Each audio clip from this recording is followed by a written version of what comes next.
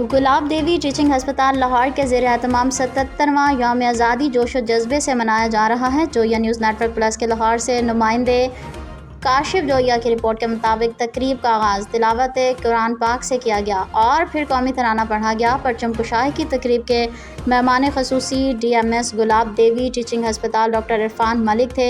School کے بچوں نے یوم آزادی کی مناسبت سے ٹیبلوز پیش کیا۔ تقریب کے دوران جشن آزادی کی مناسبت سے کیک بھی کاٹا گیا۔ اس موقع پر ڈاکٹر عرفان ملک کا کہنا تھا، اللہ کا شکر ادا کرتے ہیں کہ جس نے ہمیں اس عظیم ملک کا تحفہ دیا۔ اس موقع پر ہم اپنے عظیم قائد علامہ اقبال اور قائد اعظم محمد علی جناح کی عظمت کو سلام پیش کرتے ہیں، جن کی بدولت یہ ملک حاصل کیا گیا۔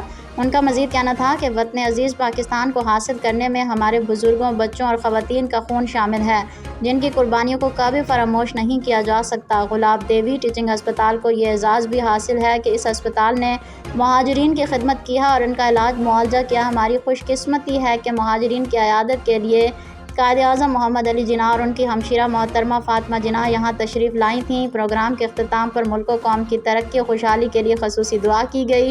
ڈاکٹر احسن حفیظ کا کہنا تھا کہ کشمیر اور فلسطین کو بھی دعاؤں میں یاد رکھیں، اللہ کریم ان کے لیے بھی آزادی کے دروازے کھول دے۔ ایڈمنسٹریٹر گلاب دیوی ٹیچنگ ہسپتال doctor Ahsan Hafeez, professor Zaheer Akhtar, social welfare officer Muhammad Ramzan بھی موجود تھے۔